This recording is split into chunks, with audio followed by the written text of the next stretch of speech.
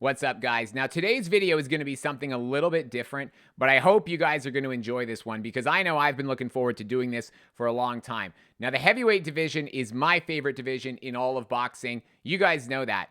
And today, I'm going to be breaking down the top active heavyweights in the world into a tier list, going from the S tier at the top, A, B, C, D at the bottom. And I'm going to be doing this straight away, essentially live in one take. So I haven't made this list in advance. You guys are going to be getting my thoughts as I go through it. Let me know what you guys think in the comments as well, because the point of this is also to get some discussion going. But this is the definitive tier list of the top heavyweights out there at the moment. Who's the best? I'm going to share my thoughts. And like I say, guys, share your thoughts in the comments as well. But without further ado, let's get into this one. So right away off the bat, we've got Anthony Joshua. Now, Anthony Joshua's career has been resurrected in his last couple of fights. He was, in a lot of people's eyes, heading towards the twilight of his career. And I said from the very beginning, even after he had those performances where people were starting to question him, even after the Helenius fight when he won, but people were still saying, how good is he? I still said at that point, Anthony Joshua is nowhere near the finished product. And now you guys are seeing that he's linked up with Ben Davison, one of the best trainers out there. Anthony Joshua's career is on the uptick again, and in my opinion, he still has not peaked. Now, I know Francis Ngannou and Otto Wallin, they're not the top guys in the division, but Anthony Joshua, ever since he lost to Andy Ruiz, he hasn't gotten his mojo back until these last couple of fights. And yeah, I include the Ngannou fight as well, because actually Anthony Joshua was in there against, as you're going to see, a much better heavyweight boxer than I believe people give him credit for. So Anthony Joshua, he's got all the physical tools, amateur background, the total package, in my opinion. So Anthony Joshua, he's going to be straight into the S tier. We're going to see how many names we actually end up with in the S tier at the end of this video. But AJ, super no-brainer to start with. He's going in the S tier. No-brainer. So let's move on. We got Robert Helenius. Now, Robert Helenius, to me, unfortunately, he's going in the D tier right away. And he's going in the D tier because he has an undeserved victory over Derek Chisora from years ago for the European title. I still haven't forgiven him for that. So he's going in the D tier straight away. No, more realistically, he's going in the D tier because at this point in time, he lost the AJ fight. He lost to Wilder before that. He had one win in between in what looked like a nightclub or a castle, something like that. In terms of the heavyweight elite, and I've got about 30, 35 names on this list, Robert Helenius, at best, you could make the argument that he's a C-tier fighter. He just doesn't have the aggression. He just doesn't have the aggression. He's got punching power, but he doesn't have the skills. He doesn't have the aggression. He's not part of an elite training camp. I can't see Robert Helenius respectfully as anything other than a D-tier heavyweight at this point. So that's where he's at. Now, Zhilei Zhang. Zhilei Zhang's an interesting fighter because a lot of people had him in their top 5 heavyweights in the world. But then he lost to Joseph Parker and he didn't look good. But for me, a lot of that came down to Zhilei Zhang's conditioning. I don't think it's his age. I don't think it's that he's a shot fighter. I think he simply had conditioning problems in both the Hrgovic fight, and I think he had conditioning problems in the Joseph Parker fight. He still has explosive power, still one of the hardest hitters out there. It's looking like he's going to be facing Wilder coming up next, and we're going to know a lot more based on how that fight goes. But for me, Zhilei Zhang, still an A-tier heavyweight in the world. Okay, this is where things are going to get a bit more controversial. So we have Francis Ngannou. Francis Ngannou just got KO'd by Anthony Joshua, but I still actually rate him probably a lot more highly than a lot of other people out there. And in fact, I'm going to put Francis Ngannou in at the B tier. So not in the C tier, not in the D tier. I'm actually putting Francis in the B tier. I think he beat Tyson Fury on the scorecards. He lost to AJ, but in my opinion, he was actually looking good prior to the stoppage. I think he just got complacent. I think Anthony Joshua is an exceptional fighter. I think Francis Ngannou can rebuild. I think he can still come back and cause problems for a lot of these names. And I still think if he improves, focuses on his skills, doesn't switch too much between boxing and MMA, Francis Ngannou, who knows how far he can go. But for me, B-tier fighter, absolutely. Now, we've got Luis Ortiz coming up next. Luis Ortiz, for me, he belongs in the C tier straight away. And the reason why is because at this point in time, after his recent performances, I just don't see him as being anybody who's going to challenge. I mean, even Francis Ngannou. I would pick Luis Ortiz to lose to Francis Ngannou if that fight was to happen right now. I mean, if you guys in the comments disagree, if anybody thinks Luis Ortiz should be ranked higher than a C-tier fighter, but for me, easy one. C-tier Luis Ortiz. Now, Fabio Wardley. So Fabio Wardley, we just saw him in this war with Fraser Clarke. I thought Fabio was going to win that fight. I thought he was going to win it handily. And like I said, one of the things I like about him, you saw this in the Nathan Gorman fight. You saw it in the Fraser Clarke fight. You saw it in the David Adeleye fight.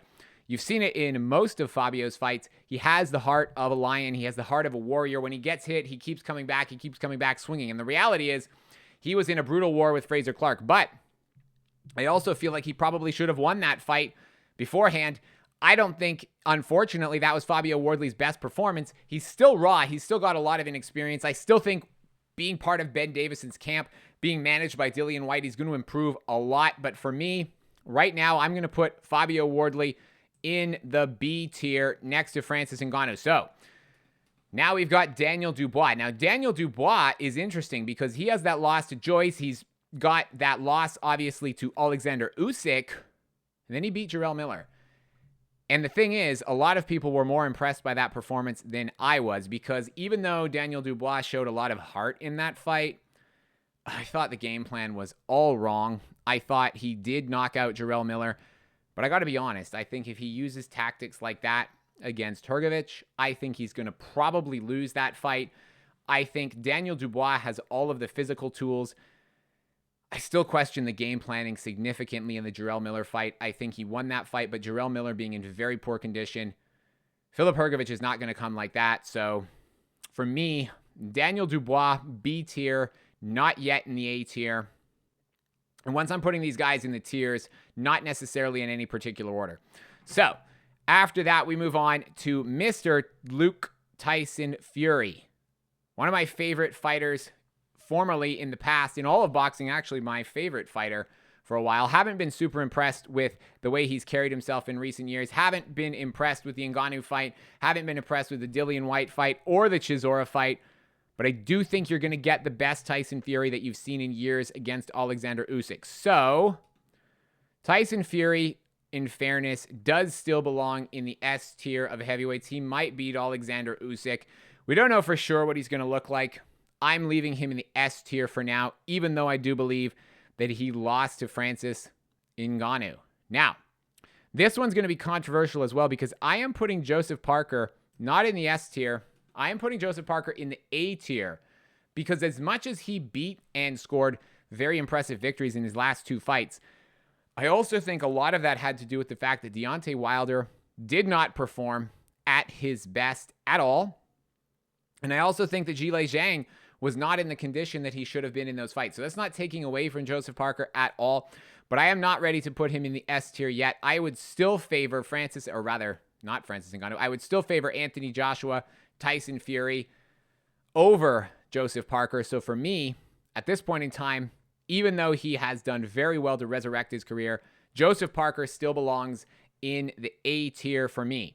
Now, here's another name that I don't know if you guys are that familiar with or not, but Bakhodir Jalalov. He's the current Olympic champion, and in my opinion, has a very good chance of repeating as the Olympic champion. So he already won in the last Olympics, and I think he has a very good chance of winning the super heavyweight gold medal in Paris as well. And if that's the case, he's also 15-0, if I'm not mistaken, as a professional already. He's signed to Top Rank. I mean, this guy has the height, the skills, the punching power. He's probably the complete total package, better than maybe anybody else in the division right now, in the sense that there's nobody else who moves like him, who punches like him, who has his amateur background. I'm actually going to go out there and make a very bold call. I'm going to put Bakhodir Jalalov in the S tier of fighters. And I know he's still a prospect at this point, but I rate him super highly. I think he is the future heavyweight champion of the world, no question. And I think Bakhodir Jalalov already belongs in the S tier. But let me know in the comments what you guys think. If you think I'm getting ahead of myself with that one. If you don't rate Jalalov. But for me, he belongs in the S tier. I don't know if there's that many guys out there that can compete with him already. And he's not even really got his professional career started that much. All right. Now, Jared Anderson is an interesting one. And we're going to know a lot more about Jared Anderson when we see what he brings to the ring in his upcoming fight with Riyad Mahrez. He's had some outside of the ring problems, and I wasn't, to be honest, super impressed when I heard that Jared Anderson's goal is just to make a lot of money and retire by 28. So based on that, and he's looked all right in his fights, but he hasn't really fought anybody of mega note. I'm going to put Jared Anderson in the B tier, but I'm going to put him low down in the B tier at this point in time. He's a borderline B-C level fighter for me, and it's not clear which way his career is going to go. He might progress up into the A tier. He might progress down or regress down into the C tier, and it's going to be interesting. Now, Arslanbek Makhmudov. Arslanbek Makhmudov would have been a B tier fighter until he lost, and I'm going to drop him down to the C tier. He needs to prove himself. He needs to prove that he can bounce back from that loss to Kabayel, that upset. But for now, because of his lack of defense, Arslanbek Makhmudov, I'm putting him in the C tier. Now, all of these guys obviously can go up and down based on what they do in the future, but I'm just being as objective as I can be at this point in time. Arslanbek Makhmudov, he's a C tier fighter for me at this point in time. Now, Andy Ruiz. Andy Ruiz, that's an interesting one. Where am I going to put Andy Ruiz? Because he's won a couple of fights in the last few years, but he's also been very inactive. Very, very inactive. He's got decent skills. Obviously, he's got a win over Anthony Joshua. I'm tempted to put him in the C tier just based on his inactivity and the fact that who knows if he's actually competing at a serious level at this point. But I'm going to give him the benefit of the doubt. I'm going to put him in the B tier just until we see what he looks like when he comes back. So for now, Andy Ruiz goes into the B tier. I'm giving him the benefit of the doubt. But I don't know, guys. If he comes back and he looks bad in his next fight, or if he's out of the ring for another year with no opponent announced, Andy Ruiz could be falling into the C tier. Either way, he needs to get things back on track pretty quickly. Now, Martin Bakole. Martin Bakole is interesting. I'm going to put him straight in the B tier as well, and here's why. I thought his knockout performance over Carlos Takam was very impressive because Takam has gone the distance, or at least had competitive performances against some big names, some good fighters. He's had wins over some good fighters, and Martin Bakole disposed of him more easily than pretty much anybody. But at the same time, I thought Bakole was quite stationary in that fight, and I think he has a lot of improvements that he's going to make in the future, but I don't think he's the finished article yet. And he's also got this fight rumored to be against Cassius Chaney for the WBA interim regular title, or at least for the number one contender's position for the WBA belt. Who knows how that's going to go? I would make Martin Bakole a huge favorite in that fight. But for me, he's in the B tier, which is the biggest tier of all at this point in time. Now, Manuel Charr, Mahmoud Charr, however you want to say his name, technically the WBA regular champion, but he is in the D tier. He's in the D tier because, and look, I know the guy's been shot. I know he's had to fight the WBA in court to keep his regular belt, but he's been too inactive. I mean, even at his peak of his career, his skills arguably not that strong relative to the elite heavyweight. So I think Mahmoud Charr, was supposed to have been fighting last weekend, but I mean, come on, guys. If anybody has him higher than a D tier, let me know in the comments. But for me, that's an easy one. D tier for Mahmoud Charr. Now, Joe Joyce. Where to put Joe Joyce? Joe Joyce had those last two losses to Zhang. But before that, it looked like he was trending. I mean, if I'd made this list before he fought Zhang, he would have been in the A tier. And he would have been in the A tier, I'm sure, for a lot of you guys as well.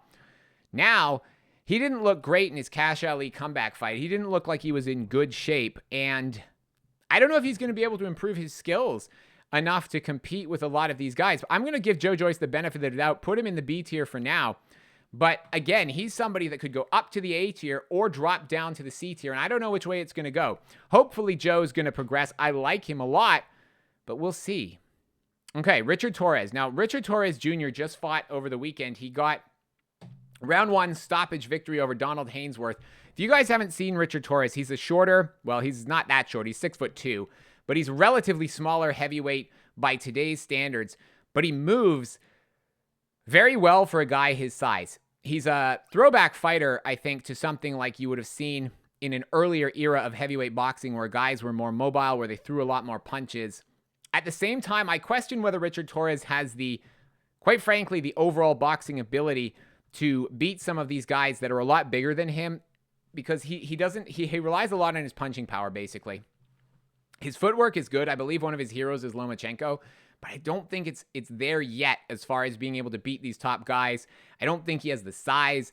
I don't think his punching power is actually exceptional relative to the elite of the heavyweight division. So Richard Torrez, even though he's one of the American heavyweight hopefuls at the moment, silver medalist from the Olympics, he's going to be in the C tier for me for now. Now, Agit Kabayel, I'm also putting him in the C tier, to be honest. I'm putting him in the C tier. I got to put him ahead of Arslanbek Makhmudov, but I do think that Agit Kabayel, he's still got to prove himself, I think, a little bit more, because Makhmudov lost that fight by using poor defense.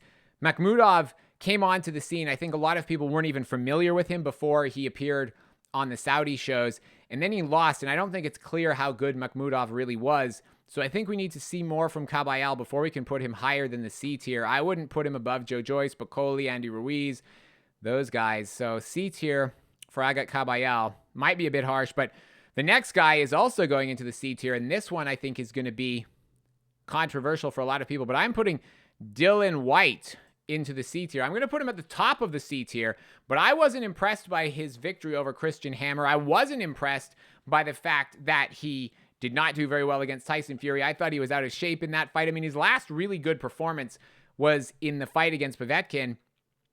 Povetkin had recovered from COVID in that fight as well, and obviously, or rather hadn't fully recovered from COVID in that fight. And then before that, Dillian Whyte got flatlined by Povetkin in Eddie Hearn's backyard. I don't know. Is Dillian Whyte really going to beat any of those guys in the B tier?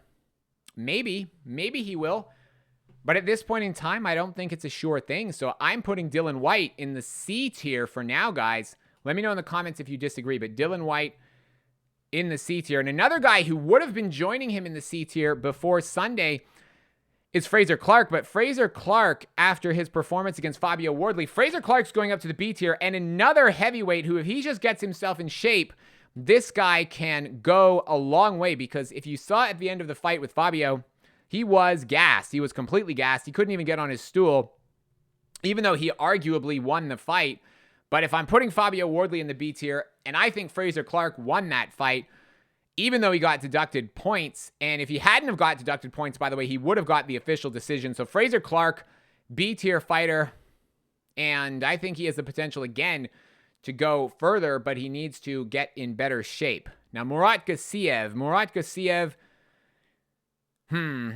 as far as a heavyweight goes, I have to put him in the D tier for now because we haven't seen enough of him. And even though he obviously lost to Usyk in the final of the World Boxing Super Series in Moscow, that was as a cruiserweight. And the reality is his achievements at heavyweight have not lived up to the billing of his achievements at cruiserweight. He's been inactive. He fought Otto Wallin and he lost. Otto Wallin then, and that wasn't a great fight, by the way. I'm sorry, but Murat Gassiev didn't show any ability to really vary his game plan in that fight. I wasn't impressed by the way he just kept repeating the same game plan round after round, the way Otto Wallin kept him on the outside, even though Otto Wallin was literally just using his jab from the outside. It wasn't like a super complicated game plan where he was switching stances and doing all these things and using these awkward angles. Gassiev still couldn't deal with it. So for me, Murat Gassiev, based on his cruiserweight pedigree, I think he could go up further. But for now, Murat Gassiev is going to be in the D tier where he's going to be joined by Charles Martin. Now, Charles Martin, a lot of people will agree with this, one of the weakest heavyweight champions that there's been in recent years. The reality is this: he basically won the belt and then was paid to go to London and essentially hand deliver the IBF title to Anthony Joshua. That's the reality of it. And I'm sorry if that offends anybody, but Charles Martin literally was incredibly lucky to ever be a world champion at all. And based on his last performance against Jared Anderson, who I've put in the B tier, I don't think you can even put Charles Martin. Well, I guess the only argument for Charles Martin in the C tier would be that Luis Ortiz is there, but I don't know. I'm putting Charles Martin in the D tier. If anybody wants to argue about that one in the comments, go ahead. Charles Martin in the D tier. Now, Derek Chisora. Derek Chisora is another one of my favorite fighters who I think he's unfortunately just been carrying on boxing far too long. And as a result, Derek Chisora is in the D tier. Derek Chisora, great personality. Who is he going to beat on this list? Guys, I'm being serious. Tell me in the comments. Who on this list does Derek Chisora actually beat?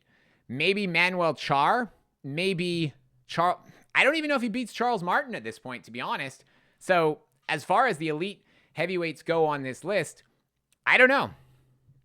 To be completely honest, guys, I don't know if you can put Derek Chisora anywhere above the D tier at this point. And each performance he puts in seems to be worse than the last, by the way. So just my opinion.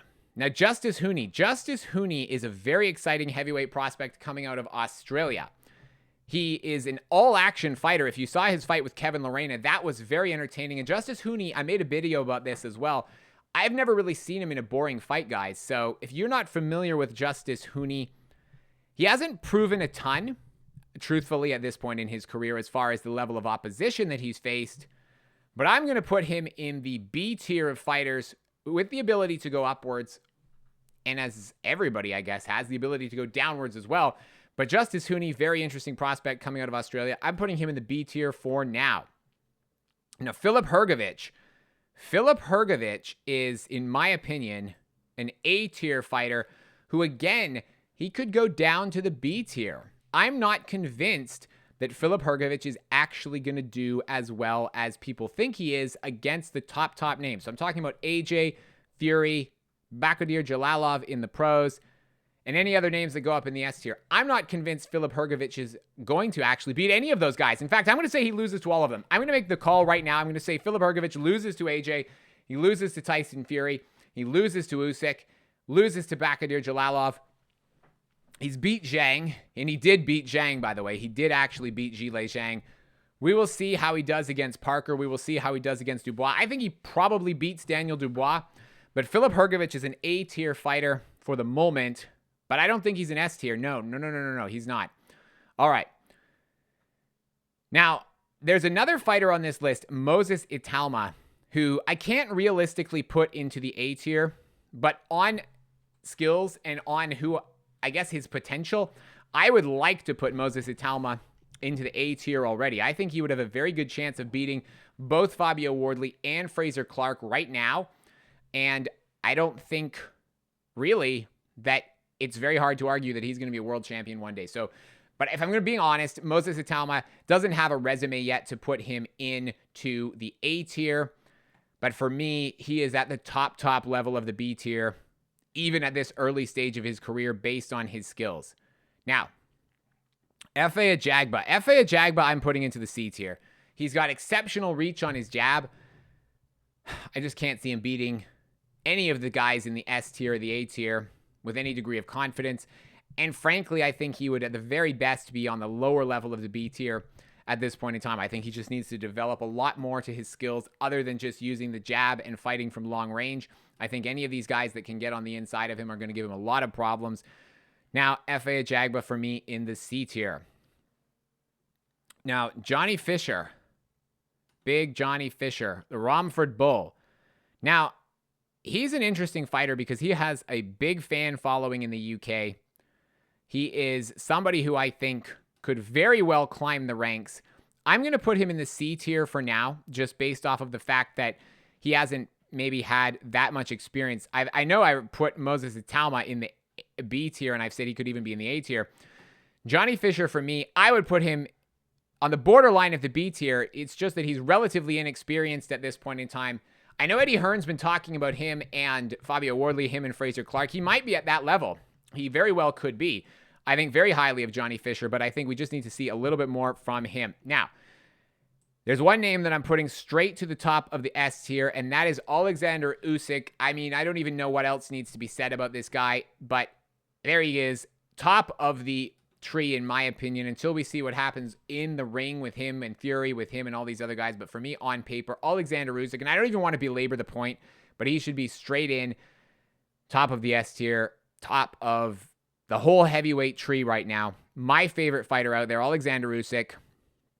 Now, Frank Sanchez, for me, this is going to be another controversial one. I'm putting Frank Sanchez in the C tier, and I'm putting him in there because I don't know who he's going to beat on this list. Like, his last fight against Junior Fa, I mean, I don't know. I wasn't really that impressed by it.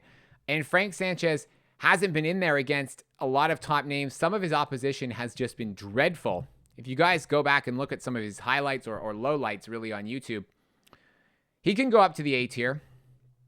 But I'm going to put Frank Sanchez. You know what?